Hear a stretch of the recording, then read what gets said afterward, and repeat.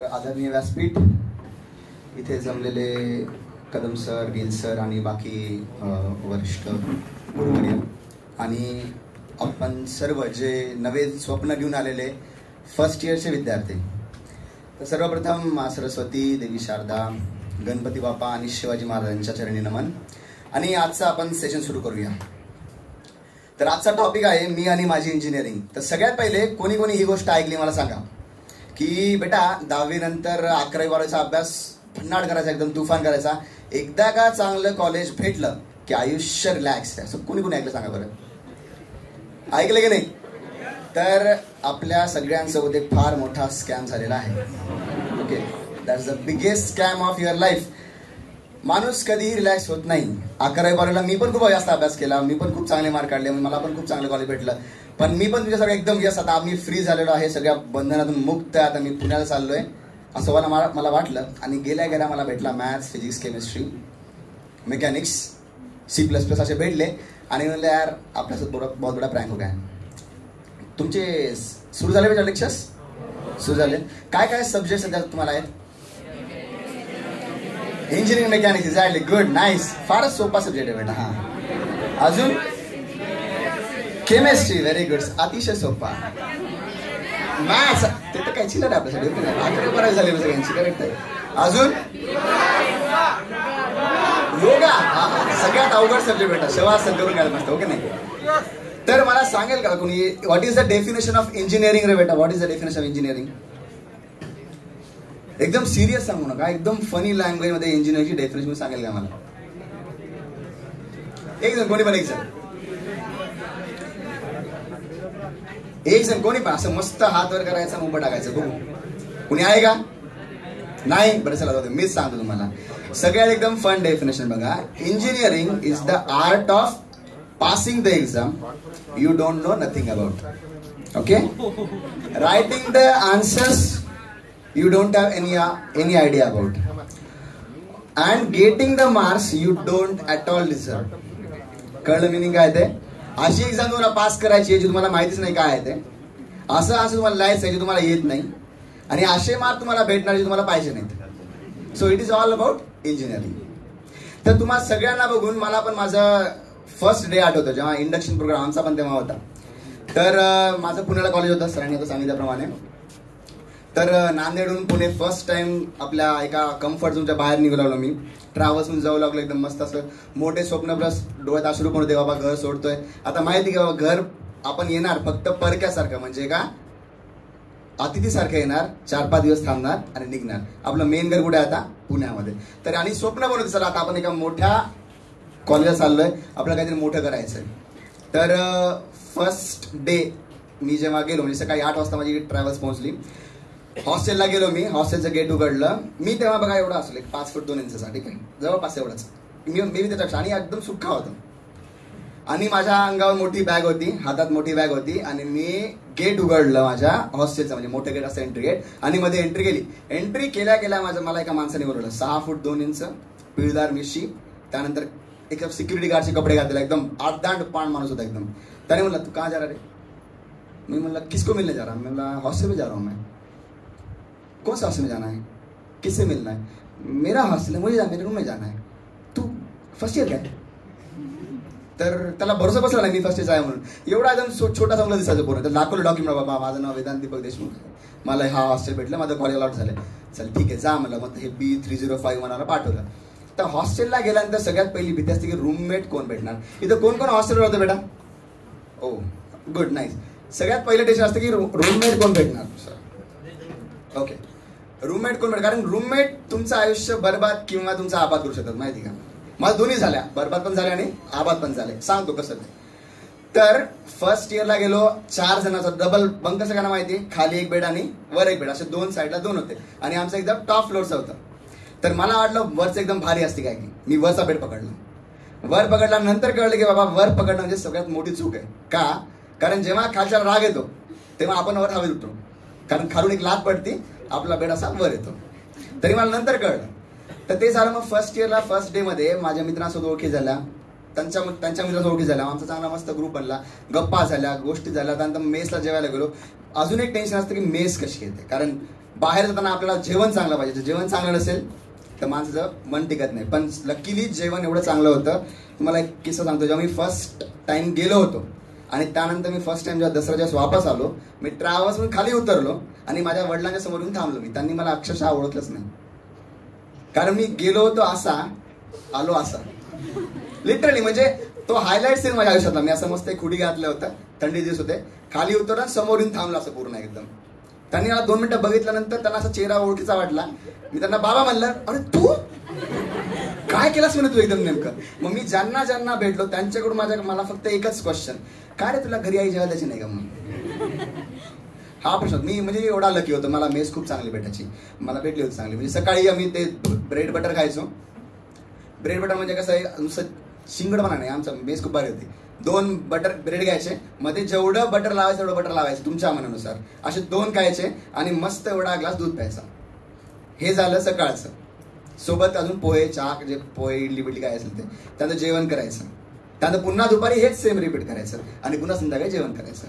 आमचं एकच रुटीन, सकाळी उठणे, जेवण करणे, क्लासला जाणे, पुन्हा जेवण करणे, क्लासला जाणे, पुन्हा प्रॅक्टिकल करणे, जेवण करणे, जेवण करून पुन्हा झोप काढणे. अभ्यास नावाची गोष्ट ही थोडीशी साईडला पडली. का? कारण पंछी बनू उडता फिरू मस्त गगन चालू आमची. कारण हॉस्टेलला गेल्यानंतर तुमच्यावर कोणाचे कंट्रोल असतं का? मन की राजा, बरोबर की नाही. फक्त घरून फोन आला तर फक्त मी कुठे आहे, मी मित्रांसोबत अभ्यास करतोय किंवा मी स्टडी पॉईंटला चाललोय, मी थोड्या वेळाने फोन करतो. स्टडी पॉईंटवर असतो तुमचा बेटा, कट्ट्यावर असतो तुमचा स्टडी पॉईंट, ओके नाही. मित्रांसोबत गप्पा मारत टप्पा एकदम मस्त तुमचा टाइम निघून जातो. तर त्यानंतर तुम्हाला कोणाला रॅगिंग माहिती का? रॅगिंग झाली कोणाची? नाही. अरे लकी आहे तुम्ही, ठीक आहे. तर आमच्या वेळेस रॅगिंग नावाचा प्रकार फार भयानक होता. म्हणजे आमच्या अगोदर अजून भयानक होता, पण आमच्या वेळेस थोडेसे स्ट्रिक्ट केले डिसिजन. तर आता हॉस्टेल म्हणल्यानंतर सिनियर आले. तर रॅगिंगचा एक सिंपल मध्ये काय असतं माहिती का?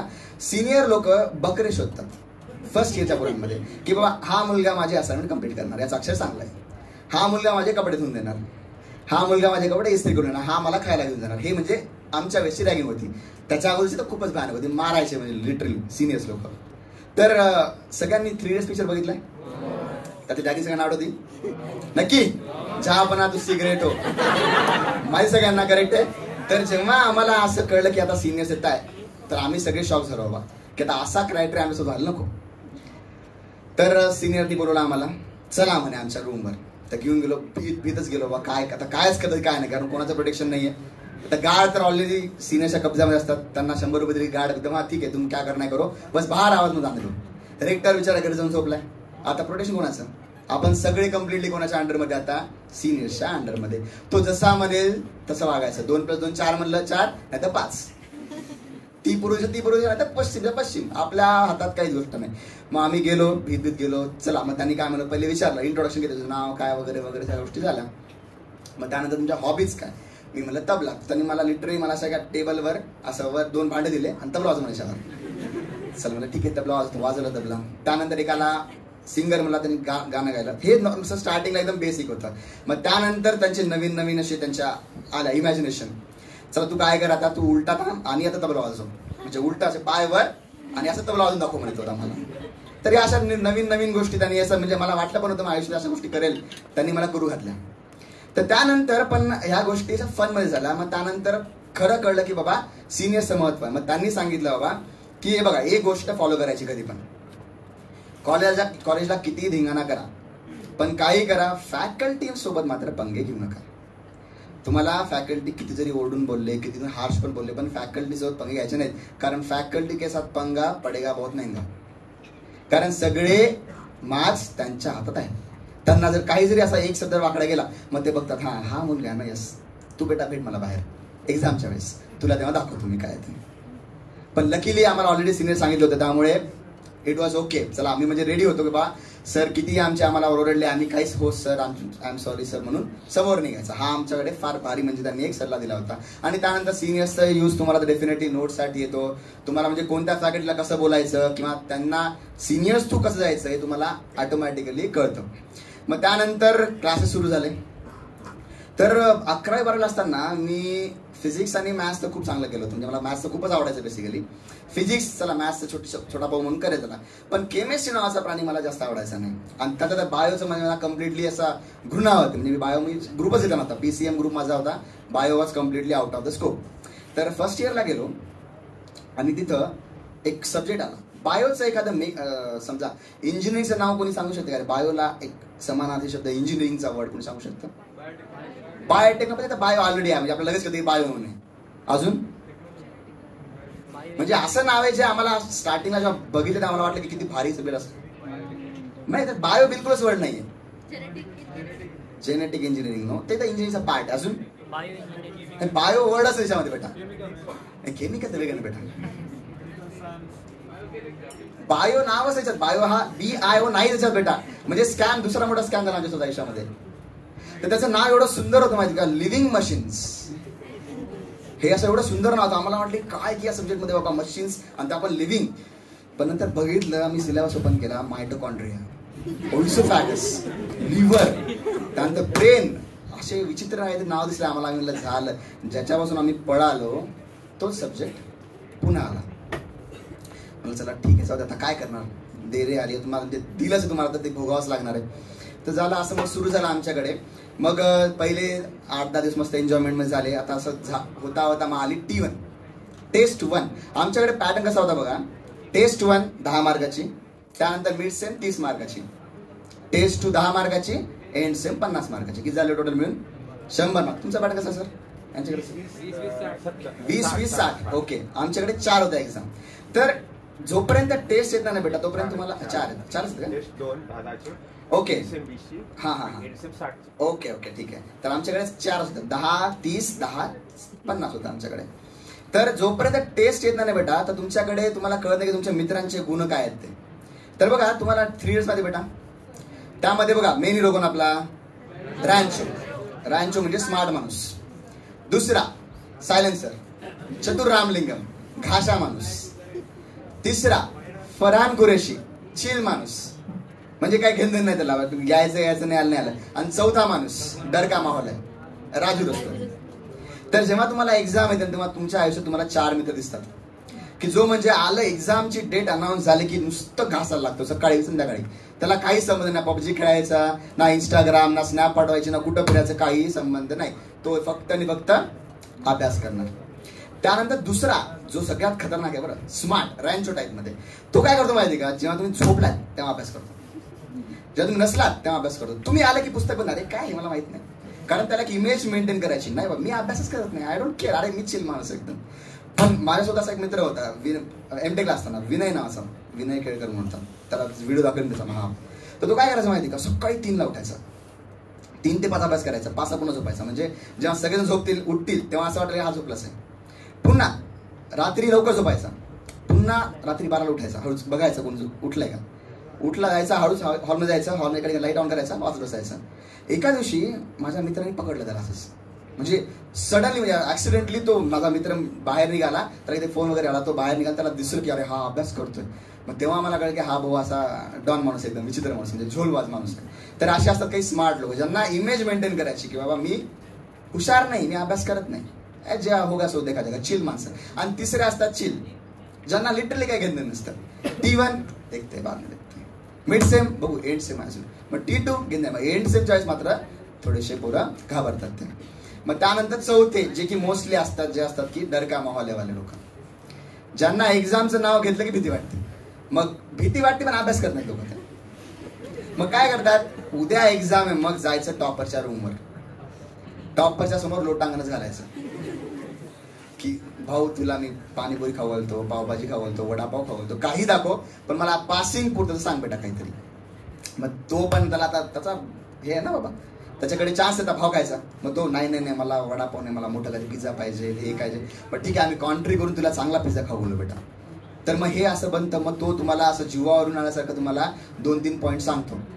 मग तो पॉईंट सांगून तुम्हाला असं वाटतं जरा आपल्या उपकारचली काय की. मग एक्झाम मध्ये मग तुम्ही जेवढं रात्री शिकलं तेवढं उकून टाकायचं. एक्झाम झाल्यानंतर मला ते माहित नाही काय आहे, आय डोंट केअर, पण ते एक्झाम मध्ये उतरलं. असे बऱ्याच जणांची सिच्युएशन होती. कन्सेप्ट वाईज तर अभ्यास करणारे इंजिनियर फार म्हणजे असे बोटावर मोजण्यासारखे असतात. इव्हन COEP आणि IIT ला. बरं, असं काही नाही, सगळेजण अभ्यास करणारे असतात. पण बघा, engineering is not all about exams आणि तुमची स्टडी. इंजिनिअरिंग मध्ये माहिती का, तुम्ही एंटर होता ॲज अ स्टुडंट आणि तुम्ही बाहेर निघता ॲज अ सर्वायव्हर. सर्वायव्हर म्हणजे काय, तुम्ही कोणत्याही कंडिशनला सर्वाईव्ह करू शकता एवढं तुम्हाला इंजिनिअरिंगने तुम्हाला ट्रेन केलं असतं. तर जर तुम्ही इमॅजिन केला तुमच्या सेम असताना किती सब्जेक्ट किती 6 आहेत, 5 सब्जेक्ट प्लस लॅब असेल त्यांच्याकडे, लॅब आहे बरोबर आहे. तर आम्हाला 6 सब्जेक्ट आणि 4 लॅब होत्या, म्हणजे किती झाले टोटल मिळून 10 सब्जेक्ट्स. हा ऑलमोस्ट सेम असेल. तर 6 सब्जेक्टच्या प्रत्येकाच्या 4 exam, T1 T2 mid sem end same, किती झाले 24 पेपर्स, प्लस लॅबचे वायवाज प्रत्येकाच्या 3, किती झाले 27, आणि लॅबच्या मेन एक्झाम वेगळ्याच त्या 3, किती झाल्या बेटा 30. आणि असाइनमेंट तर ते म्हणजे आपलं गिफ्टच आहे बेटा त्याच्याला. हा आज सरांना वाटलं आज द्यावं एक्झाम, घे असाइनमेंट करा, उद्या आला उद्या सबमिट पाहिजे. तर असं आपण किती एक्झाम देतो बेटा 6 महिन्यात किंवा 4 महिन्यामध्ये वी गिव्ह 30 एक्झाम्स. म्हणजे पर मंथ जवळपास आपण 7.5 एक्झाम देतो. म्हणजे किती झाले बेटा almost in 3 days we give 1 exam.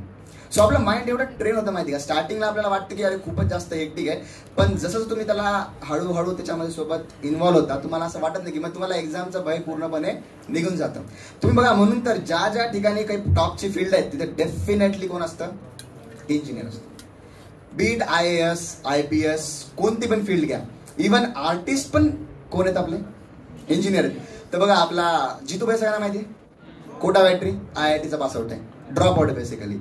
असे खूप सारे जण आहेत जे की IIT किंवा नॉर्मल इंजिनिअरिंग कॉलेज आहेत, त्यांनी ड्रॉप घेतलं किंवा इंजिनिअरिंग कम्प्लीट करून त्यांना असं वाटलं की नाही आता इंजिनिअरिंग माझ्यासाठी नाही आहे, so they shifted to another field and they excelled in that.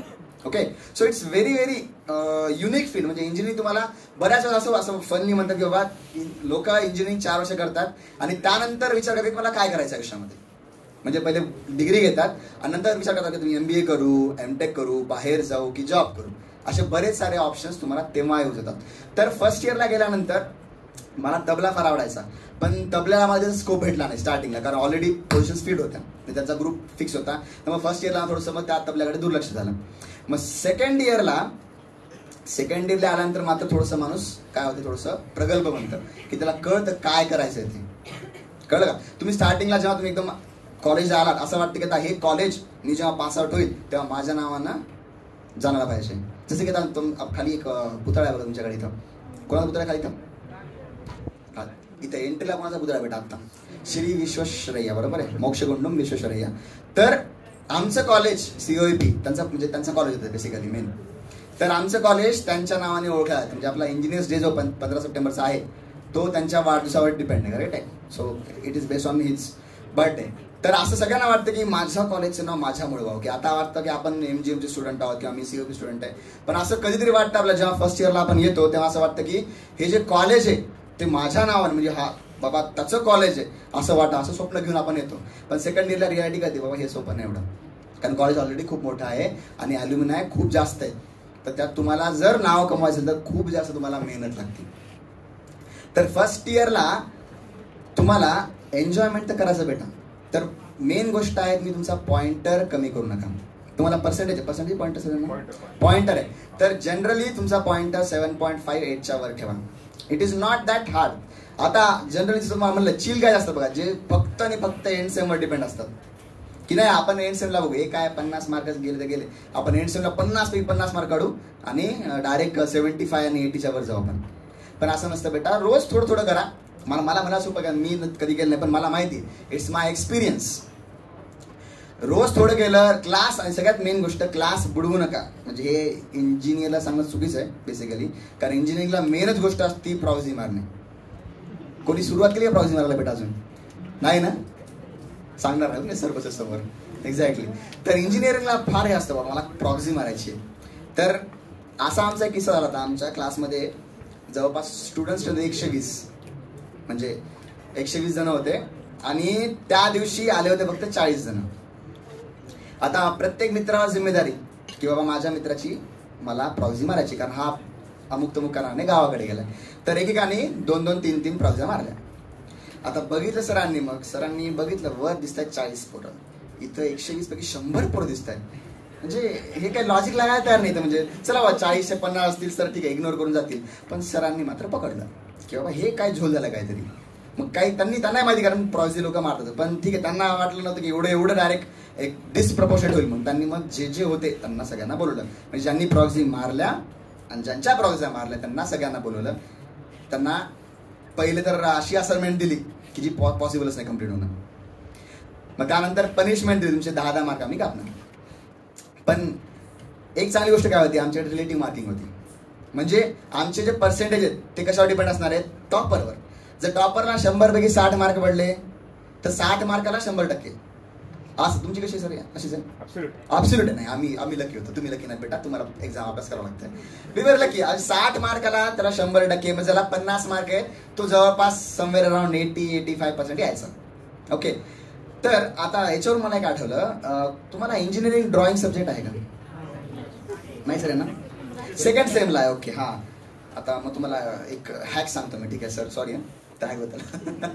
तर जेव्हा इंजिनिअरिंग ड्रॉइंग, म्हणजे आता आमचा हा थोडासा आखूड जातात ड्रॉइंगमध्ये. आम्हाला फक्त पेन्सिलनं रेषा आवडायच्या. त्याच्यामध्ये डिफरंट टाईप्स ऑफ पेन्सिल असतात.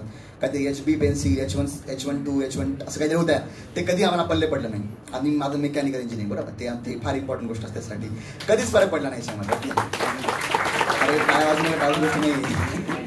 सो बेसिकली तर आता तुमच्या बॅचमध्ये असे पोरं असतात जे खरंच असाइनमेंट चांगलं करतात. त्यातलं आम्ही कधीच नव्हतो. ठीक आहे.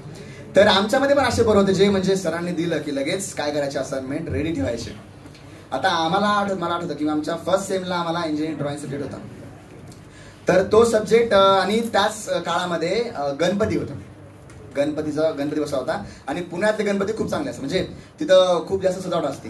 तर 10 दिवस आम्ही इकडे तिकडे हिंडण्यात घातले. म्हणजे आज या गणपतीला तिकडचा प्रसाद खायचा, आज कुठे दगडूशेठला जायचं, आज तिकडं, म्हणजे सगळीकडे पुण्यात फिरलो. मस्त सगळीकडचा प्रसाद खात मस्त आम्ही 10 दिवस घातले. तर ज्या दिवशी विसर्जन होतं त्या दिवशी आमची असाइनमेंटचं सबमिशन डेट होती. आणि तुम्हाला जर माहीत नसेल तर जवळपास इंजिनिअरिंग ग्राफिक्सचा म्हणजे असा एवढा पेपर असतो, म्हणजे त्याला A1 A2 शीट असते जवळपास. तर त्या शीटवर तुम्हाला कम्प्लिटली ड्रॉइंग काढायचं असतं. आणि जर तुम्हाला ते जर प्रॉपर मनाने काढायचं तर तिला कमीत कमी तुम्हाला 1 ते 2 दिवस आरामशीर वेळ जातो त्याच्यामध्ये. आता आम्ही 10 दिवस काय केलं नाही. उद्या तर काय सबमिशन आहे. आता आज रात्री आम्हाला कळलं की आता उद्या डेट आहे, म्हणजे तेवढा दिवस काही लक्ष दिलं ना त्याच्यामध्ये. इंजिनिअरिंगचं डोकं म्हणजे आदल्या सगळं करायचं. तर मग आता काय करायचं, जर सबमिट नाही केली तर लॅबमध्ये फेल जवळपास. आणि लॅब फेल म्हणलं की त्या सरांचे पुन्हा ऐका, कारण ते सर खूप स्ट्रिक्ट होते आमचे. मग पहिला जुगाड इंजिनिअरिंगमधला काय जुगाड केला माहिती का, आम्ही एक घेतली बकेट, नॉर्मल बकेटात टाकला आम्ही येलो बल्ब असतो ना आपला जुना, सोडियम लॅम्प टाकला. आणि त्याच्यावर टाकली अशी मोठी ग्लास. कळत काय म्हणलं मी, एक बादली त्याच्यामध्ये सोडियम लॅम्प टाकला, वायर ठेवली, पूर्ण त्याला कनेक्ट केलं आणि वर काय केलं असा एक ग्लास ठेवला. आणि त्या ग्लासवर ज्या माझ्या मित्रांनी असाइनमेंट प्रॉपर कम्प्लीट केली होती त्याची शीट ठेवली पाहिजे. ठीक आहे. आणि त्यानंतर आमची कोरी शीट. आता इथं आम्हाला पहिला फिजिक्सचा लॉ कळला का बाबा, रिफ्लेक्शन. म्हणून मला पहिले सॉरी म्हणलं. तर काय झालं, खालचे जे होते पूर्ण ड्रॉइंग्स ते आमच्या ड्रॉइंग्सवर उमटले. मग आम्ही काय केलं, पटापट सेल्स केली, पटापट काढलं. त्या बिचारांनी 2 दिवस लावले असाइनमेंटला. त्या असाइनमेंटला आम्ही 20 मिनिटात कम्प्लीट केली. कम्प्लीट म्हणजे असं वाटलं आम्हाला. तर नाही, हे मी तुम्हाला असं कॉपी करा म्हणत नाही, मी तुम्हाला सांगतोय की दिस इज द जुगाड. ओके. तुम्हाला जे दिले गोष्ट, तुम्हाला कमी टाइम मध्ये तुम्हाला बिल गेट्स माहिती का, बिल गेट्सचं एक मला माहिती आहे खरंच आहे का ते कोट आहे का त्याची. पण मी असं एका ठिकाणी वाचलं होतं की बिल गेट्सचं काय कोट आहे असं की तो म्हणतो की एखादं जे अवघड टास्क आहे, जे TDS टास्क आहे, तो काय करतो की त्याचं म्हणणं की it should be given to a lazy person. का लेझी पर्सन जायचं, कारण तो लेझी पर्सन त्यात सगळ्यात सोपा मार्ग तो ओळखून काढेल. सो हे झालं आपलं लेझी पर्सनचं काम आहे, ते आम्ही जुगाड केलं पूर्ण एकदम. आणि किती 20 मिनिटात बघा, तो म्हणजे बिचारा तो असा बघतोय आमच्याकडे मुलगा, अरे मी 2 दिवस घासली त्याच्यासाठी पूर्ण आम्ही, आणि तुम्ही सगळ्यांना 20 मिनिटात सगळं कव्हर करून टाकलं पूर्ण एकदम. मग आम्ही असं वाटलं की आम्ही आज जग जिंकलं पूर्ण. आता आम्ही इंजिनियर झालो, आणि ते पण प्रॉपर मेकॅनिकल वाले. तर ही झाली आमची पहिला जुगाड. मग असं करत 14 ऑगस्टची रात्र आली. 14 ऑगस्टची रात्र. आणि 14 ऑगस्टच्या रात्री माहित नाही पूर्ण काय असं मध्येच फुक्की होती. आम्ही सगळेजण झोपलो होतो, ठीक आहे. मध्येच माझा एक मित्र बाहेर आला. म्हणजे असं कसं चाळ सगळ्यांमध्ये चाळीसारखा आमचा हॉस्टेल होता. म्हणजे एका लाईनशी अशा रूम सगळ्या आणि समोर पॅसेज होता आणि असे 3 फ्लोअर होते. तर माझा मित्र आला रूमच्या बाहेर रात्री 12 वाजता आला आणि जोरात भारत माता की जय. काय संबंध नाही रात्री 12 वाजता, ठीक आहे 15 ऑगस्ट आहे पण सगळे झोपले. तिकडून गाठ परिषद झाले कारण काय झालं म्हणून. आता पोरांना फक्त एक आवाज पाहिजे, भारत माता की जय म्हणलं की त्याचे रूममेट वाले बाहेर निघाले, भारत माता की जय असं म्हणलं की दुसरा खालच्या पडून इन्कलाब जिंदाबाद. मग असं झालं की सगळेच्या सगळे आले ना हॉस्टेल. आणि आमच्या कॅम्पस एक हॉस्टेल नाही 15 हॉस्टेल होते लाईन्स लागून. मग ते काय हुक केले की असं ते असतं ना बेटा, एक इफेक्ट असतो, एक सुरू झाला की दुसरं त्याला जास्त गुरमी येते अजून. मग याचा आवाज असेल तर असं पूर्ण हॉस्टेल देणार रात्री 12 वाजता भारत माता की जय, भारत माता की जय, इन्कलाब जिंदाबाद, वंदे मातरम. बिचारा गाढ परेशान आली झोपारे येते, रिक्टर मला मारते नाही तर म्हणून ऐकायला तयार नाही. मग तो जो सीन आहे तो एकदम माझ्या आयुष्यातला हायलाइट्स आहे. म्हणजे रात्र एकदम सन्नाटा, एक मुलगा असंच मनामध्ये येऊन बाहेर येऊन भारत माता की जय म्हणतो आणि पूर्ण हॉस्टेल तुमचं एका लेवलला येतं. आता हॉस्टेलवर काय झालं, मग आता एवढं झाल्यानंतर मग रेक्टर शांत बसत नाही, त्यांना एक लॉ अँड ऑर्डर मेंटेन करावं लागतं. मग तिथं आम्हाला पहिल्यांदा एक्सपिरियन्स आला युनिटीचा, मुलांमधली स्टुडंटची युनिटी. आता गार्ड लगेच आला, गार्डला फोन आला लगेच रेक्टरचा की बाबा पटकन पकडा कोण येते पोरं. तर जसं दिसला गार्ड येतोय की सगळे पोरं गायब रूममध्ये. मग आता गार्ड कोणाला पकडणार, गार्ड काही प्रूफ नाही. गार्डनी मग एकेका रूमला बोलवलं, तू होतास का रे, कोण होतं खरं सांग, त्याचं नाव सांग मी तुला सोडून देतो. म्हणजे असं ते असं ना डिवाइड अँड रूल गेम टाईपमध्ये, तू याचं नाव सांग मी त्याला तुला सोडून देतो, तू टेन्शन घेऊन नकोस काय. असं झालं. पण लिटरली म्हणजे एकाही 15 वर्षाच्या एकाही मुलांनी एकाचंही नाव घेतलं नाही. So that was the first instant I saw the what is the म्हणजे त्याला म्हणतात की इफेक्ट ऑफ युनिटी. म्हणजे लिटरली त्यांच्याकडे काहीच नव्हतं म्हणजे आमच्या. तर म्हणजे मी जेव्हा इंजिनिअरिंग आठवतो ना मला असे किस्से आठवतात. मला अभ्यास आठवतो पण मेन गोष्ट ही आठवते म्हणजे आम्ही जे धिंगामस्ती केली आहे किंवा आम्ही कसं एकमेकांना सपोर्ट केलंय. सपोर्टची गोष्ट तुम्हाला फायनली सांगतो मी. तर यानंतर आला सेकंड इयर्स आपण. तर फर्स्ट इयरला आम्ही हॉस्टेल बस म्हणलं तर हॉस्टेल बस झालं. तर आम्ही सेकंड इयरला आमचा जो ग्रुप होता आणि अजूनही सांगायचं झालं फर्स्ट इयरला. बरं कोण कोण फर्स्ट इयरला असं प्रॉपर त्यांची बकेट, त्यानंतर टॉवेल प्रॉपर, त्यानंतर ब्रश टूथपेस्ट घेऊन आले तरी आलं नाही घेऊन बेटा बस. तुम्ही लास्ट टाइम तुम्ही घेणार, नेक्स्ट टाइम तुम्ही आणणार नाही कारण का तुम्ही मित्राचा वापरणार बेटा. येस डेफिनेटली हे हॉस्टेलला होतं. हा चप्पल तर फार मोठी गोष्ट आहे बेटा, काय काय गाव तुला कळणार नाही. त्याच्यावरून तुला एक किस्सा सांगतो माझा, म्हणजे 3rd इयरचा किस्सा माझा, ठीक आहे. तर फर्स्ट इयरला आता सगळे एकदम म्हणजे कॉन्फिडंट म्हणजे एकदम खुशमध्ये बकेट असतं, त्या 2 वेगळे साबण असतात म्हणजे अंगाची साबण आहे, कपड्याची साबण, त्याला केस असती प्रॉपर एकदम, ब्रश असतो, मोठं टूथपेस्ट असतं, त्यानंतर ते सगळ्या गोष्टी आपण ज्या प्रॉपर वापरतो त्या सगळ्या आपण घेऊन जातो. आणि काय होतं एकाचं जर टूथपेस्ट संपलं तर काय होतं, तो काय वापरतो दुसऱ्या टूथपेस्ट वापरतो.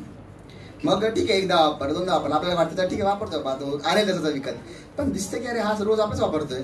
मग आपल्याला काय वाटतं नाही मी नाही आणणार, मी कोणाचं वापरणार, दुसऱ्याचं वापरणार. मग अशी एक सायकल बनते. मग काय होतं अशी केस होते बेटा की जे एकुलते एक टूथपेस्ट पडलेलं आहे त्याला आपण असं रोल करून करून करून करून करून शेवटी जोपर्यंत त्याचा पूर्ण निवाल निघत नाही तोपर्यंत त्याला काढतो. ते सगळे संपल्या त्याला आपण कट करतो.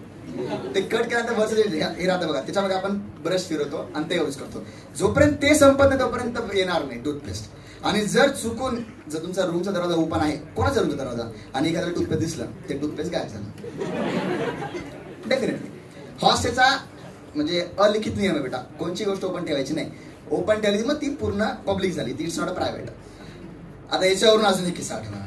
तर आमच्या कॉलेजला NRI कोटा होता म्हणजे नॉन रेसिडेंट ऑफ इंडिया, बाहेरचे लोक होते, त्यांना पण आमच्या कॉलेजला काही सीट्स रिझर्व होत्या. तर माझा एक मित्र होता विक्की म्हणून, त्याची पर्सनॅलिटी तुम्हाला सांगतोय कसा म्हणजे एवढा 6 फूट 2 इंच, चांगला हट्टाकट्टा पूर्ण एकदम, आणि त्याचा खुराक म्हणजे खतरनाक एकदम. त्याला जर भूक लागली तो 12 पोळ्या कसं सहज खायचा लिटरली. हा तुम्हाला सांगतो अजून माझे मित्र खतरनाक आहेत. 12 पोळ्या फार कमी झाल्या बेटा त्याच्या, ठीक आहे. तर त्याचा रूममेट होता NRI आणि हा आपला विकी म्हणजे परभणीचा आपल्यासारखाच मराठवाड्याचा बेटा, त्यांना काही घेणं नसतं एवढा. हा तर NRI वाल्यांचं एकदम पूर्ण व्यवस्थित असतं म्हणजे त्याला कुकीज, त्याच्या खायच्या कुकीज, पुन्हा त्याची बॉटल वेगळी असती, त्यांना पाणी जमत नाही. मग त्यांनी काय केलं, त्यांनी प्रॉपर सगळ्या गोष्टी आणल्या आणि लॉक करून ठेवल्या त्याच्या लॉकरमध्ये. आता लॉकर कसं असतं बघा, डबल बेडचे खाली असा एक बेड असतो त्याच्यावर प्लायवूड असतं आणि दोन्ही साईडला लॉकर असतात. तर एक वरच्याचा आणि एक खालच्याच असतो. तर आमच्या विकी साहेबांचा बेड खालचा होता आणि त्या येणाऱ्या वेळेचा बेड वरचा होता. तर त्या विकीने वरून बघितलं की त्यांनी काय काय आणलंय ते. त्याला दिसत कुकीज, वेगवेगळे चिप्स, चॉकलेट्स ते असतात ना प्लेन भेटणारे, त्यांना कारण ते जास्त आवडतात लोकांना. मग त्यांनी बघितलं आणि यांनी त्याला काहीच ऑफर केलं नाही विकीला. जर केलं असतं तर वाचला असतं बिचारा, ठीक आहे. त्यांनी काहीच ऑफर केलं नाही. एकटा बिचारा बसला मस्त खात, त्याला माहिती त्याचा मित्रभर बसलाय. मग याला आला राग. मग काय झालं माहिती का की तो येणारा मित्र बाहेर गेला. त्याने काय केलं, कडी लावून टाकली दरवाजाची. आता लॉक तर लावून गेलाय तो. मग काय करावं, लॉक तोडायचं नाही. लॉक तोडलं की विचार येतं पूर्ण. त्याने काय केलं, वरचं प्लायवूडच उकडून काढलं डायरेक्ट कम्प्लीट. प्लायवूड उकडून काढलं. आता प्लायवूड उकडल्यानंतर काय, सगळं समोर मालच आहे. आता एकटं खाल्लंच तर मग पचत नाही माणसाला. मग त्याने आम्हाला फोन केला, अरे आज आवडेल मेरे तरफ से पार्टी. आम्ही गेलो 10 जण. मग काय राहते ते बिचारा, ते कुकी चॉकलेट सगळे गायब. आणि मग सगळं आवरून ते प्लायवूड ठेवून शांतपणे विकी भाऊ आपले वाजवून झोपले. मग त्यानंतर विचार आला, त्याला भूक लागली असते, त्याने ओपन केलं, सगळंच गायब. आता विचारतो कोणाला विचारावं. मग याला उठवलं, अरे काय झालं, तू काय खाल्लास का? नाही मी नाही खाल्लं ते.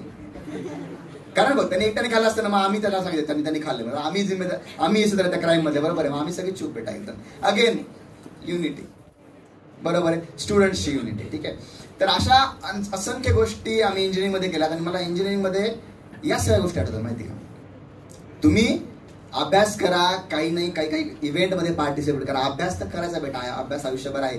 पण इंजिनिअरिंग तुम्हाला फक्त सिंगल युनिडायरेक्शनल जायचं नाही, तुम्हाला मल्टी डायमेन्शनल तुम्हाला तुमचा ग्रोथ करायचा आहे.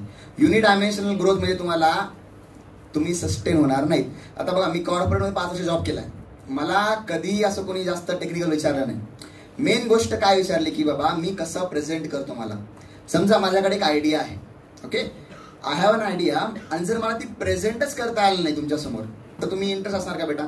समजा मी इथं आलोय, समजा लेट माझ्याकडे भयानक नॉलेज आहे आणि मी तुम्हाला एकदम असं काय चाललंय तुम्हाला कळतंय का सगळ्या गोष्टी, ओके, असं तुम्हाला असं झोपवतंय कम्प्लिटली लिटरली, मग तुम्हाला इंटरेस्ट येईल का बेटा याच्यामध्ये? नाही ना.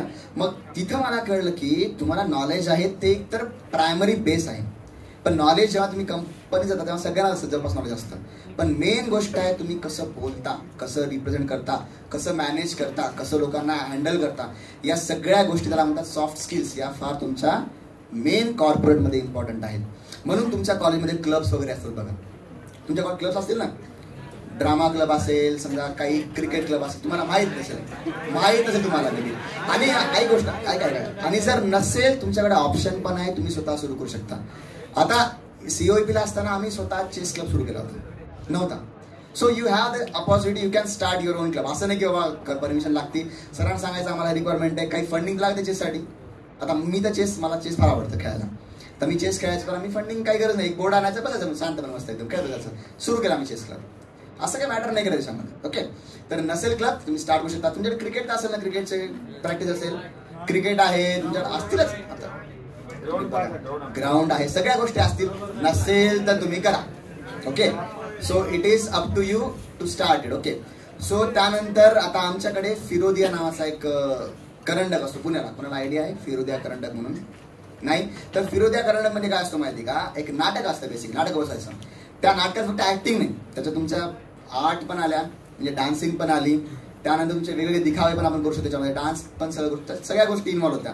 तर सेकंड इयर माझा असंच गेलं. थर्ड इयरला मात्र वाटलं की आता आपल्याला काही ना काहीतरी करावं लागेल वेगळं, नुसता अभ्यास करून काही होणार नाही. तर मग थर्ड इयरला गेल्यानंतर मला ते फिरोदिया करंडक बद्दल कळलं. तर मी माझ्या ऑडिशन देऊन मला सिलेक्ट झालं त्यांनी.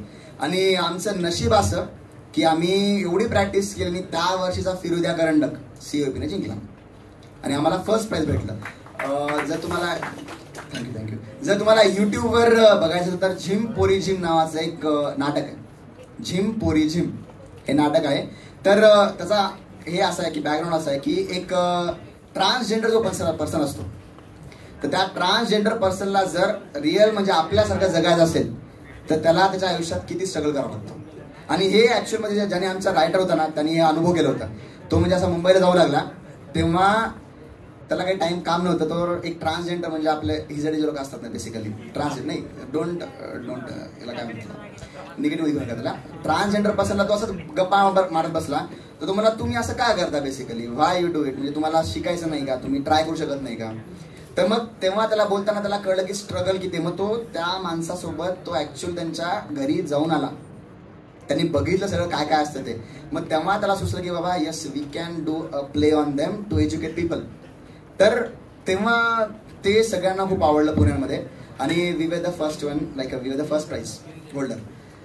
तर या गोष्टी झाल्या. आणि अजून फर्स्ट इयरला एक किस्सा राहिला फर्स्ट इयरचा, 2011. कोणाला वर्ष माहिती काय कशासाठी स्पेशल आहे? World cup winning. मी सचिन तेंडुलकरचा तुफान फॅन होतो. म्हणजे सचिन असला तर म्हणजे मी काही असू द्या मॅच तर बघायचोच, ठीक आहे. तर लकीली आणि अनफॉर्च्युनेटली सचिनचा लास्ट वर्ल्ड कप होता, ठीक आहे. 2011 पहिलीच मॅच एकदम तुफान. आपल्या विरुनी तर 175 मारले, बांगलादेश धुवावडला, मस्त जिंकली. असं मस्त मॅच जिंकत गेलो. तर आता आली बारीक होण्याची आपली इंडिया ऑस्ट्रेलियाची मॅच. इंडिया ऑस्ट्रेलिया मॅच चालू आहे. तर मला अजून आठवतो सिनरी आठवतो. इंडिया ऑस्ट्रेलिया मॅच सुरू आहे आणि आमचा एक क्लास होता, एक्स्ट्रा क्लास त्या सरांनी ठेवला होता, काय माहिती कोणच्या ह्याच्यात ठेवला त्यांनी. आणि आम्ही मागे बसून, तेव्हा असे डब्बे मोबाईल असायचे एकदम, आणि येणाऱ्यावाल्यांकडे असे स्मार्टफोन होते. तर त्या येणाऱ्यावाल्याला विचारून आणि आमच्याकडे तेव्हा काही जीवन होतं, 4G 5G काय नव्हतं तेव्हा. एक युनिनॉर टेलिनॉर नावाचं एक सिम होतं, जिथं टाइम टू टाइम त्यांच्या ऑफर चेंज व्हायच्या, किंवा 6 ते 10 मध्ये ही ऑफर आहे, सकाळी 10 ते दुपारी 2 पर्यंत अशी ऑफर आहे. मग तिथं बिलबोर्ड लागायचा आमच्याकडे, हा असं त्याला आता हा रेट चालू आहे इंटरनेटचा, तुम्ही लकी आहात, तुम्हाला इंटरनेटचा काही संबंध नाही, तुम्ही किती वापरा. आमच्याकडे आम्ही म्हणजे असं व्हायचं, आम्ही काय डाउनलोड करायला लावलं रात्री तर 99% येऊन कट व्हायचं, मग पुन्हा स्टार्टिंग पासून डाउनलोड करा. तुम्ही लकी आहात त्या optimal generation, you don't know about that, okay. तर ते झालं. मग आम्ही मागे बसून चेक करू लागलो काय स्कोर आहे. आता ऑस्ट्रेलियाने जवळपास काहीतरी 268 270 काहीतरी मारले होते. तर आता India versus Australia obviously heavy weights. ऑस्ट्रेलियाचे बॉलर्स बघितले तर म्हणजे आपल्याला अंगाला काढायचा. तर समहाऊ गंभीर सेंचुरी, हाफ सेंचुरी झाली, सचिनने हाफ सेंचुरी मारली. असं करत करत मॅच एंड मोमेंटला येते. आता असं दिसतंय की इंडिया जिंकतीये. तर काय झालं, रात्रीची टाइम होता, गेट आमचं बंद व्हायचं 11:30ला. तर आम्ही गार्डकडून चाब्या घेऊन गेट ओपन केलं आणि लिटरली असा आमचा हायवे, बरं कोणी जर पुण्याला गेला असेल, CAPच्या हॉस्टेलच्या समोर हायवे मेन, तिथं लिटरली आम्ही जवळपास नाही म्हणलं तरी 500 पोरांनी नाच केला एका वेळेस, जेव्हा आम्ही जिंकलो तेव्हा पूर्ण एकदम कम्प्लीट रोड अडवला सगळा असा आणि नुसता डान्स केला. हे होतं कधी क्वार्टर फायनलला इंडिया वर्सेस ऑस्ट्रेलिया. त्यानंतर सेम गोष्ट इंडिया पाकिस्तान. आता इंडिया पाकिस्तान तर कम्प्लीट आम्ही ऑडिटोरियम बघितली होती मॅच. त्यानंतर जेव्हा वर्ल्ड कप फायनलची दिवस आला, आता वर्ल्ड कप फायनल मला माहिती स्टार्टिंगला एकदम इंडिया एकदम चांगली जाऊ लागली, पूर्ण एकदम मेडन वगैरे ओढतो आपल्याला जहीर खान. पण समोर महिला जेव्हा त्यांनी सेंचुरी मारली आणि 275 स्कोर झाला. अगेन फायनलमध्ये 275 स्कोर थोडासा डेंजर असतो, it is very difficult to chase. आणि काय झालं, चौथ्या बॉलला आपला वीरू गायब झाला, म्हणजे ब्रेक झाला. आम्ही गेलो हॉस्टेलवर गेलो, वापस आलो, बघितलं काय पहिल्याच म्हणजे तिसऱ्या बॉलला काहीतरी वीरू गायब झाला. मग त्यानंतर मग सचिन आणि गंभीर खेळू लागले. 23 रन झाले. मी असं जेवू लागलो आणि मलिंगाने बॉलिंग टाकू लागला. मला अजून तो आठवतो सीन. मलिंगाने बॉलिंग टाकली आणि सचिननी काय माहिती आउटसाईड ऑफ द स्टंप होता तो बॉल आणि सचिन त्याला कट केला आणि तो कट जाऊन आपल्या तिलकरत्न दीक्षांच्या हातात कॅच केली. मी ते ताट तसंच ठेवलं, निघून गेलो. मी म्हणलं आता मला बोलूच नकोस कोणी, मी जाऊन झोपतो आता, मॅच इंडिया हारला आता पूर्ण एकदम. मग नंतर 2 घंटे आता पूर्ण ते डोक्यातच सगळं, अरे सचिन गेला, आता मॅच गेली, वर्ल्ड कप इतका मोका चांगला आला होता, त्यांचे लास्ट वर्ल्ड कप आहे, इंडिया हारली पुन्हा. मग 2 घंटे असेच गम मध्ये गेले पूर्ण एकदम, काहीच कुठं मन लागायला तयार नाही. मग माझ्या मित्राचा फोन आला, अरे 50 रन बाकी दे लवकर. मी चल खोडं बोलू नकोस, आणि नाही रे जिंकाली इंडिया ये म्हणलं. चल ठीक आहे बघू म्हणलं. तर तू जर म्हणलं बेटा बघ, जर समजा जर इंडिया हारायला आली असेल तर तू गेलास म्हणलं बेटा तू. तर म्हणलं चल ठीक आहे येतो म्हणलं बेटा. आलो, दिसतंय काय की बा चला हा 51 आणि 50 बॉल्स काही पाहिजेत. आणि आपले दोन्ही बॅट्समन सेट झालेले आहेत, गंभीर आणि युवराज खेळू लागला. आणि त्या गंभीरच्या डोक्यात काय आले काय नाही बिचाराच्या, त्यांनी क्रीजच्या बाहेर येऊन स्टेप आउट करून शॉट मला गेला आणि बोल्ड झाला तो. पुन्हा टेन्शन, आपण आलो गंभीर आउट झाला. माझा मित्र मला कशाला आला बेटा पण गोष्ट ते असं बेटा, म्हणजे तुम्ही आल्यानं विकेट पडली की मग तुमच्याकडे असं गन घेऊन लोक बघतात.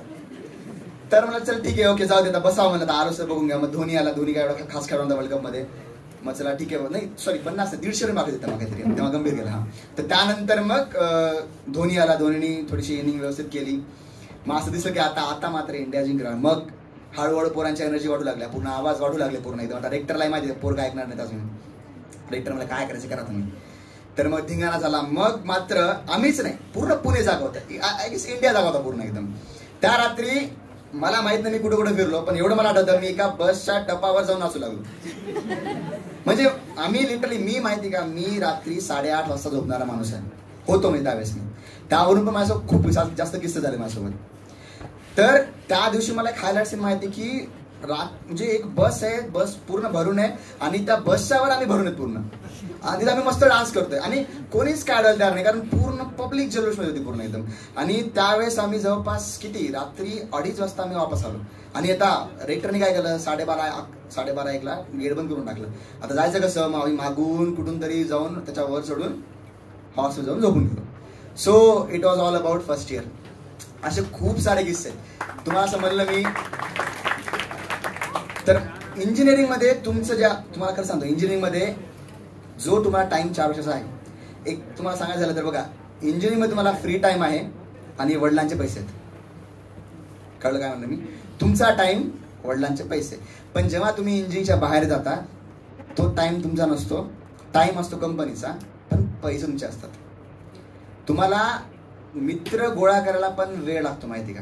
आता बघा, एक तुम्हाला म्हणजे व्हॉट्सअपमध्ये एक हे आलं होतं, एक स्टेटमेंट आलं आमचं, ते बाबा जेव्हा आम्ही लहान होतो तेव्हा आमच्याकडे मित्र होते पण पैसे नव्हते, पण आता एवढे पैसे आहेत पण मित्र नाही आहेत, खेळायचं माझ्यासोबत. करेक्ट आहे. तर हा जो तुमचा 4 वर्षाचा टाइम आहे बेटा, तुम्ही एवढं एन्जॉय करा सगळ्या गोष्टी. मल्टी डायमेन्शनल तुम्हाला डेव्हलपमेंट पाहिजे, नुसतं अभ्यास नाही, तुम्हाला स्पोर्ट्समध्ये पण काही माहिती पाहिजे. चला ठीक आहे, तुम्हाला येत नाही पण ऍटलीस्ट तुम्हाला त्याच्याबद्दल इन्फॉर्मेशन माहित पाहिजे. तुम्ही नवीन नवीन कॉम्पिटिशनमध्ये पार्टिसिपेट करायला पाहिजे. मॅनेजमेंट तुम्ही शिकायला पाहिजे, कारण जनरली बरेच लोक इंजिनिअरिंग नंतर मॅनेजमेंटमध्ये जातात. Okay, that is very very important. म्हणजे मॅनेजमेंट, आणि तुम्हाला आयुष्यात समोर मॅनेजच करायच्या गोष्टी, कारण तुम्हाला किती नॉलेज आहे, किती हुशार आहेत हे मॅटर करत नाही. मला सांगा, JEE ॲडव्हान्स 2013चा टॉपर कोणता माहिती कोणाला? नाही माहिती का? काय माहिती असेल? कारण तो बिचारा त्यांनी जॉब केला, तो तिकडे कुठेतरी असेल, अमेरिकेत कुठेतरी असेल, बरोबर आहे. पण हेच त्याच बॅचचा समजा एखादा कोणी 2013चा जर त्यांनी एखाद्या कलेक्टर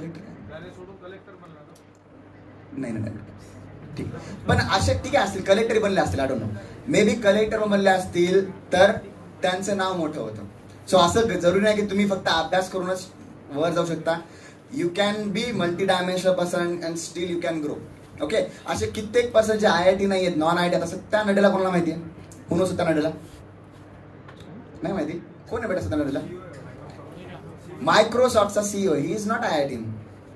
असं गरज नाही की तुम्हाला एका टॉप कॉलेजचं जायचं. आता माझा भाऊच या कॉलेजमधून पासआउट झालेला आहे, भालचंद्र काळेकर म्हणून त्याचं नाव आहे.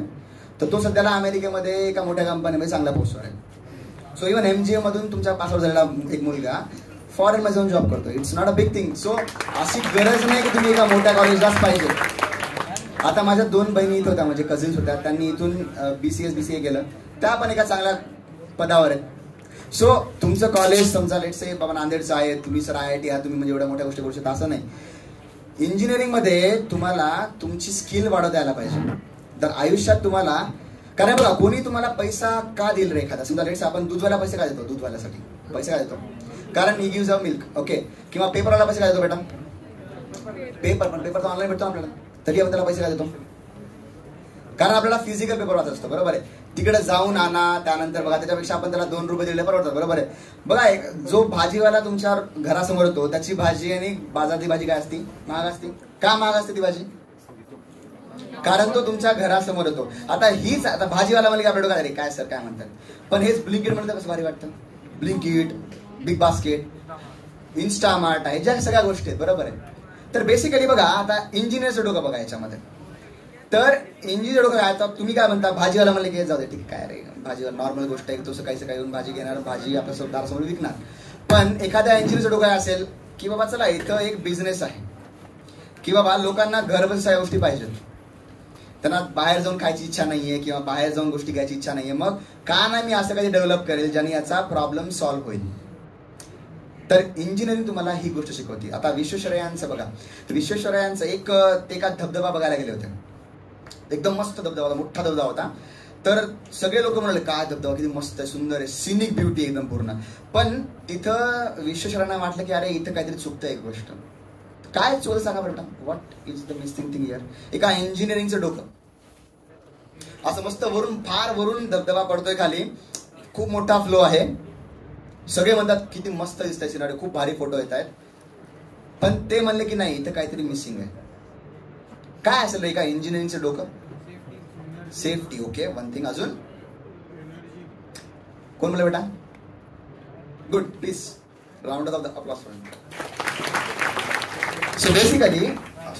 सो बेसिकली विश्वेश्वरांना वाटलं की बाबा चला ठीक आहे, सगळे लोक बघतात ब्युटी, बट इथं आपल्याला एक एनर्जी गोष्ट दिसते. का? कारण वरून पडणारा पाणी काय घेतो, घेऊन येतो खाली, पाणी घेऊन, म्हणजे काय घेतोय, एनर्जी घेऊन येतो, बरोबर आहे. So potential energy is completely converted to kinetic energy and it is being completely wasted. Okay, म्हणजे डिस्ट्रॉय होत नाही, पण ती काय होती सगळ्यांना फर्स्ट माहिती, energy can neither be created nor be destroyed. कसं सगळ्यांनी, but it can be converted from one form to another. म्हणजे जेव्हा वरून पोटॅन्शियल एनर्जीचा धबधबा खाली पडतोय, potential converted into kinetic energy, आणि जेव्हा कायनेटिक एनर्जी खाली पडली ती डिस्ट्रॉय होती कम्प्लिटली. कशामध्ये? तुमच्या साऊंड एनर्जीमध्ये किंवा फ्रिक्शनमध्ये कम्प्लिटली काय होती, ती डिस्ट्रॉय होती. मग त्यांनी काय केलं, त्यांनी गव्हर्नमेंटला प्रपोजल टाकलं की can we make dam here. Okay, तर त्यांनी त्या ठिकाणी डॅम बनवला आणि ते डॅम आज म्हणजे कित्येक लोकांना एनर्जी प्रोव्हाइड करतात.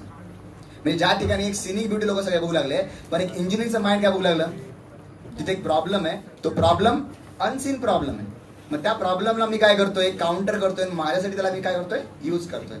सिमिलरली असे कित्येक तुमचे ऍप आहेत बघा. आता फेसबुक आहे किंवा व्हॉट्सअप आहे. का जन्म झाला फेसबुक आणि व्हॉट्सअपचा बेटा? वाय?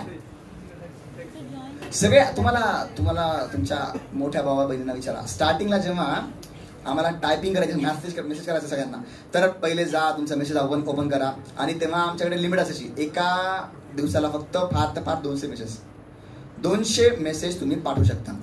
ते पण मोठा पॅक मारा, नाहीतर 100 नंतर मग पर मेसेज तुम्हाला ₹1. मग तेवढी आमिरी आमच्याकडे नव्हती. मग याच्यावर काउंटर करायला नंतर काय सुरू केलं लोकांनी, व्हॉट्सअप सुरू केलं, फेसबुक सुरू केलं. म्हणजे काय झालं, आता तुमच्याकडे काय लिमिट आहे का व्हॉट्सअपवर मेसेज सेंड करायची कोणाला? No, there is no limit, it's completely free. आता ती कंपनी मला सांगा किती $1 बिलियन आहे. काय एक सिंपल लॉजिक आहे ना, की बाबा मला एका माणसाला काय पाठवायचं आहे, मेसेज पाठवायचा आहे, पण मला त्याच्यावर लिमिट नको. मग एक नवीन ऍप डेव्हलप झालं, त्याचं नाव काय, व्हॉट्सअप. डिफरंट कॉम्पिटिशन पण आले त्याच्यामध्ये, पण ते सर्वाइव्ह झालं नाही. पण व्हॉट्सअप आज पण काय नंबर 1 आहे, करेक्ट आहे. सो तुम्हाला कधी पण तुम्ही एखादी गोष्ट बघताय, तुम्हाला तेव्हा त्याच्यामधून काही नाही प्रॉब्लेम बघण्याच्या ऐवजी you have to think of solution. तुमच्याकडे काही प्रॉब्लेम आहे, so why can't I create some solution. आता तुम्ही म्हणले बघ की बाबा की आमच्याकडे क्लब नाही असं काही कोणी म्हणलं मागे, सो तुम्ही सुरू करू शकता क्लब, तुम्हाला कोण रोखताय का? ठीक आहे, स्टार्टिंगला तुमच्याकडे किंवा तुम्हाला ऑब्स्टॅकल येतील, पण इंजिनिअरचं काम असते की तुम्ही त्या ऑब्स्टॅकल मधून राऊंड करून तुम्ही त्याला सक्सेस करणे. जेव्हा तुम्ही कंपनी जाताना बेटा तुम्हाला, तेव्हा तुम्ही नॉलेजेबल किती आहात तुम्हाला कोणी विचारणार नाही. Everyone will focus only on the end result, की तुम्ही कसं केलं, काय केलं, काहीही घेणं तर नाही, पण तुम्ही डेडलाईनला तुम्ही मीट केलात का हे मॅटर करतं. मग तुम्ही ते कॉपी करा किंवा मनाने बनवा किंवा कुठून बाहेर उचलू नका, काही मॅटर करत नाही. मग तुम्हाला यू हॅव टू बी, तुमचं माइंड काय पाहिजे, ऑलवेज असं पाहिजे, ऍक्टिव्ह तर पाहिजे, ठीक आहे, पण ऑलवेज काय पाहिजे, सोल्युशन ओरिएंटेड पाहिजे. की बाबा हा प्रॉब्लेम माझ्याकडे आहे, माझ्याकडे दुसरा वे कोणता आहे, किंवा what might be the proper solution. म्हणजे तुमचं एक थिंकिंग पाहिजे जे की प्रॉब्लेम सॉल्व्हिंग पाहिजे तुमच्याकडे. आणि इंजिनिअरिंगची ही फार मोठी खासियत आहे. जुगाड त्याला म्हणतात ना, जुगाडचा मिनिंग काय बेसिकली, जुगाड आपण त्याला काय म्हणतो, why it is called a jugaad, why it is called a jugaad बेटा. जुगाड म्हणजे काय बेसिकली, कमी वेळात करणे. ओके, अजून शॉर्टकट म्हणजे, तर बेसिकली जुगाड म्हणजे आता इमॅजिन कर बेटा, शॉर्टकट म्हणजे आता मला सांग, समजा लेट्स से मला समजा नांदेडून समजा मला जायचं दिल्लीला, शॉर्टकट वे कोणता बेटा, डायरेक्ट फ्लाईट. फ्लाईट तुम्ही वापरता का बेटा? फ्लाईट काय, पैसा. सो बेसिकली एक्झॅक्टली जुगाड म्हणजे काय, तुमच्याकडे जेवढे रिसोर्सेस भले ते कमी असो, पण त्यामधून असं काही तुम्हाला बनवायचंय, तुम्हाला काहीतरी डिस्कवर करायचंय की जे वर्किंग आहे, त्याला म्हणतो आपण जुगाड. जसं की आम्ही जुगाड केलं काय, किंवा त्या बादलीमध्ये लाईट टाकून वर ग्लास ठेवून खटाखट एकदम आम्ही आमचं काम 2 दिवसाचं काम 20 मिनिटात कम्प्लीट केलं. सो दिलेल्या रिसोर्समध्ये तुम्ही काम कम्प्लीट करणे याला म्हणतो आपण जुगाड, आणि ती इंजिनिअरिंग तुम्हाला शिकवते. आता come back to my story. Sir किती वेळ माझ्याकडे आहे?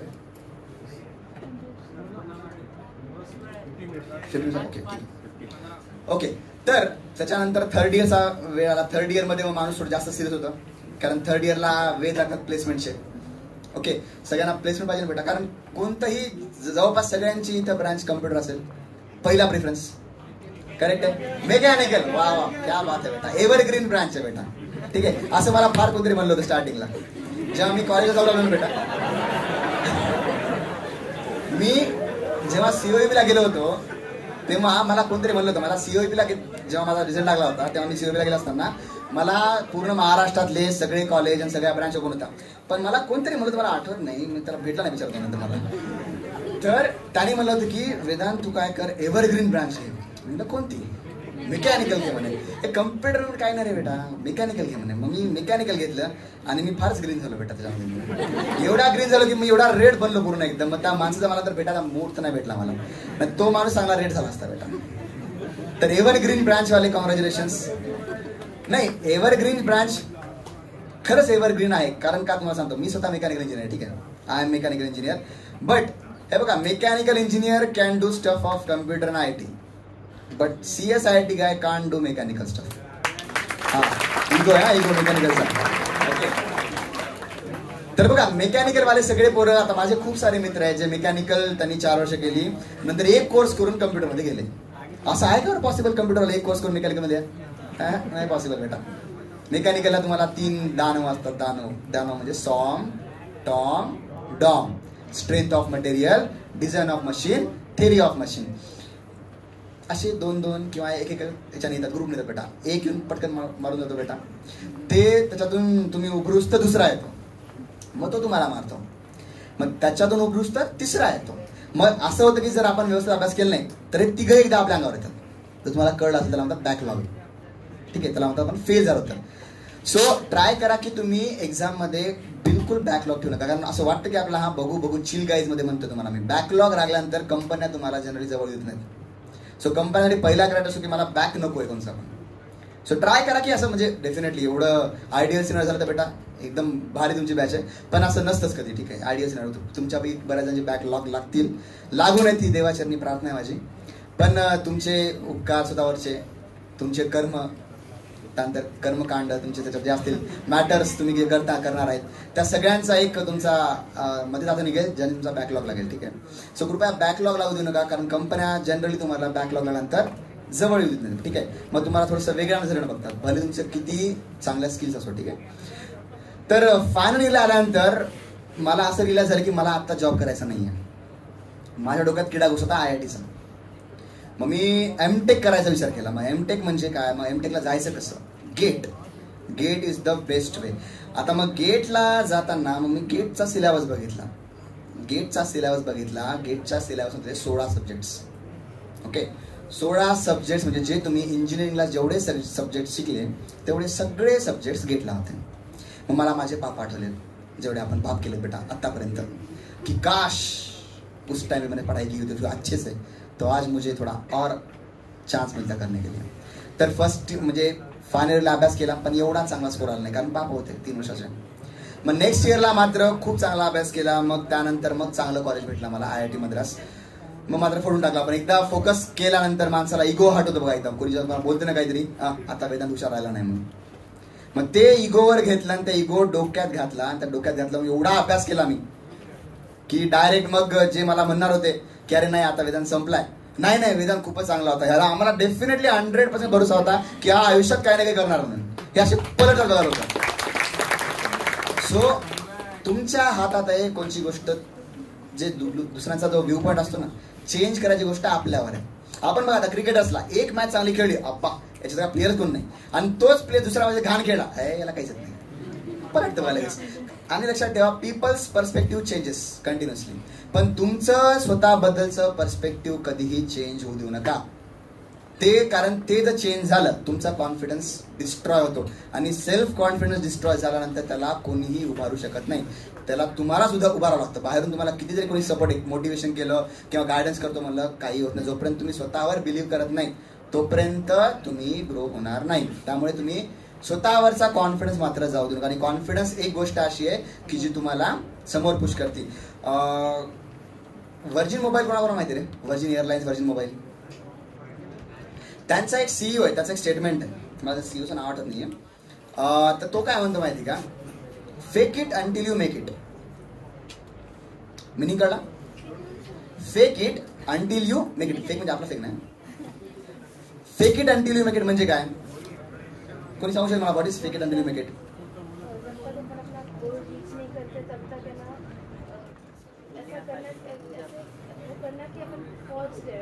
ठीक आहे, काइंड ऑफ करेक्ट आहे. अजून याचा मिनिंग काय माहिती का? लोकांना कळू देऊ नका तुमच्या मनात काय चाललंय ते. भले तुम्ही कम्प्लिटली डिस्ट्रॉयड असाल मध्ये की तुम्हाला असं काहीच भेटणार नाही, पण समोर असं वाटायला की बाबा हा सगळ्यात बेस्ट आहे, याला काय म्हणजे कॉन्फिडन्स आहे बाबा.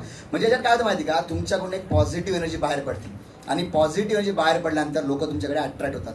आणि काय होतं, हळूहळू तुमचा पण जेव्हा टाइम चेंज होतो ना, आपला टाइम आगा टाईपमध्ये, मग तोपर्यंत जोपर्यंत तुम्ही फेक करताय करत चालला, मग एका गोष्टी काय होती ती हळूहळू गोष्ट ती मेकच्या टर्मला जाते. So fake it until you make it. So आणि अजून स्वामी विवेकानंदांचं आहे स्टेटमेंट. काय स्टेटमेंट आहे? Arise awake. माहिती कोणाला स्टेटमेंट आहे? Arise awake stop not till your goal is achieved. उठा, तुम्ही डेफिनेटली फेल होणार आहात आयुष्यामध्ये. सब्जेक्ट नाही म्हणते मी, आयुष्यात तुम्हाला एखादी गोष्ट आवडतीये, तुम्हाला ती भेटणार नाही. आयुष्य हे एकदम स्ट्रेट लाईन मध्ये असतं. सगळ्यांना चार्ट माहिती बेटा? असे चार्ट असतात, कोणते चार्ट? Trading chart. सगळ्यांना माहिती आहे ट्रेडिंग चार्ट? ट्रेडिंग करत आहे बरं. ट्रेडर्स, यंग ट्रेडर्स असतील आपल्याकडे, हो की नाही? त्यांना चार्ट मध्ये बघा, कोणताही आपला शेअर सरळ वाढतो का बेटा? असा जातो पुन्हा खाली, जातो पुन्हा खाली, जातो पुन्हा खाली. मग आपल्या याच्यावर आहे की आपण कुठं एंट्री करायची, कुठं एक्झिट करायची. ओके. सो तुमची लाईफ पण सेम. ओके. सो तुमच्या लाईफमध्ये चढ उतार येणार, पण तुम्ही त्याला ओव्हरकम कसं करता हे फार इम्पॉर्टंट आहे. आता बघा, याच्यामध्ये माझं एक्झाम्पल, समजा मी आता जॉब केला 5 वर्ष, लग्न झालं 6 महिन्यानंतर मी माझा जॉब सोडून दिला. कारण हो, लग्न झालं माझं. तर 6 महिन्यानंतर मला, कारण मी जेव्हा वर्क फ्रॉम होम चालू होतं, करोनामुळे वर्क फ्रॉम होमचा नावाचा एक कन्सेप्ट झाली होती की बाबा घरी बसून मस्त रिलॅक्स आपल्या कम्फर्टमध्ये काम करणे. 9-10ला मीटिंग असेल 9ला उठणे आणि समोर लगेच येस सर, ऐकू येते गावात, एम आय ऑडिबल, हे पहिला स्टेटमेंट असतो. Am I audible, can you hear me sir? Yes yes yes, okay okay, yes, can you continue? ते मग तुम्ही कधी केलं का ऑनलाईन मीटिंग अटेंड? तर त्यात पहिला कॅन एम आय ऑडिबल म्हणून असतं. ठीक आहे. तर ह्या गोष्टी करत करत मग मला तेव्हा वाटलं की आपण आपलं काहीतरी सुरू करायला पाहिजे. आणि त्यावेळेस शार्क टँक नावाचा एक शो सुरू झाला. कोणाला माहिती? Shark tank. अश्विनी ग्रोवर सगळ्यांना माहिती, ओके नाही? Yes, one of the favourite. Okay, जजेस. तर तो पण IITN आहे. म्हणजे ते सगळे IITN. मला असं हे आला, बाबा मी पण IITN, मी तर काहीतरी सुरू करायला पाहिजे. तर मग विचार केला, बाबा मी काय सुरू करू शकतो, माझ्याकडे अशी काय स्किल आहे जे की मी लोकांना ती व्हॅल्यू म्हणून प्रोव्हाइड करू शकतो. मग तेव्हा असंच आम्ही फिरत माझा एका मित्राचा भाऊ इथं कॉमर्स घ्यायचा. मग तेव्हा तो म्हणला की सर तुम्ही या, तुमच्यासारख्या लोकांची इथं खूप गरज आहे क्लासेसमध्ये. तर मी म्हटलं सर ठीक आहे, आपण एक पायलट बेसिस स्टार्ट करू. तर स्टार्ट केलं आणि रिस्पॉन्स खूप चांगला आला. मग असं झालं की रिस्पॉन्स चांगला आला आणि खूप जास्त आवडू लागलं. तुम्हाला सांगतो, मला जेवढा पेमेंट भेटायचा माझ्या कंपनीमध्ये, मला अशी जी असते ना मनातून किक, जे सलमान खानचा पिक्चर किक, तशी किक कधी भेटली नाही मला. पैसा चांगला यायचा, म्हणजे मस्त खुश, सगळी लाईफ एकदम सेटल होती. पण जेव्हा मला फर्स्ट टाइम माझ्या क्लासमधून 2 मुलांनी मिळून मला 3,000 रुपये दिले होते क्रॅश कोर्सचे, मला अजून आठवतं. तर ते 3,000 मी जेव्हा पकडले ना, मी लिटरली रडलो माहिती का घरी गेल्यानंतर. कारण तेव्हा असं वाटलं की मी काहीतरी कोणाच्या आयुष्यात एक व्हॅल्यू दिलेली आहे आणि त्या व्हॅल्यूचे मला पैसे भेटले. मग तेव्हा वाटलं की नाही यार, आता जॉब ठीक आहे, जॉबमध्ये पैसा आहे, पण आता ही गोष्ट माझ्या मनात पडलेली आहे, आता ही गोष्ट करायची. मग मी सगळ्या घरच्यांना कन्व्हिन्स केलं. अवघड होते कन्व्हिन्स करणं, कारण कम्प्लीट सेटल झालेली गोष्ट एकदम तोडणे it's very difficult. Again engineering approach की बाबा सोल्युशन हे असं आहे, बिझनेस माइंड पूर्ण एकदम. हा बिझनेस वाटलं सगळ्यांना. आता तुमच्या जेव्हा टेस्ट येतील तेव्हा झेरॉक्स सेंटरवर तुमची लाईन लागते बघा. मग झेरॉक्स सेंटरवर लाईन लागल्यानंतर आम्ही विचार करायचो, लाईनमध्ये 200 पोरं आहेत, प्रत्येकाचा खर्च समजा 100 रुपये, म्हणजे या माणसाला 20,000 रुपये भेटणार. किती वेळात? 1 घंट्यामध्ये. 1 घंट्यात 20,000 रुपये. 8 घंट्याचे किती? 1,60,000 रुपये. 30 दिवसाचे किती? 48 लाख. अरे बापरे. असं आम्ही बिझनेसमॅन करत असतो. पण ठीक आहे, प्रत्येक जॉबमध्ये किंवा प्रत्येक याच्यामध्ये बिझनेसमध्ये काही ना काहीतरी प्रोज अँड कॉन्स असतात. तुम्हाला आयुष्यात ते प्रोज कॉन्स पेक्षा तुम्हाला फोकस करायचे जे कॉन्स आहेत त्यांना मी कसं ओव्हरकम करू आणि मी माझ्या आयुष्यात कसं सफल होऊ. तर तुम्हाला फर्स्ट इयरवाला सगळ्यांना माझ्याकडून लाख लाख शुभेच्छा. कृपया कोणाचे बॅक पडून अशी देवाचरणी प्रार्थना, तुम्ही आयुष्यात सक्सेसफुल व्हावं आणि नेक्स्ट काही फ्यू इयर्स नंतर तुम्ही इथं येऊन नेक्स्ट बॅचला गाईड करावं. हीच माझी विनंती, हीच माझी प्रार्थना आणि मला इथे बोलण्याबद्दल सर्वांचे आभार.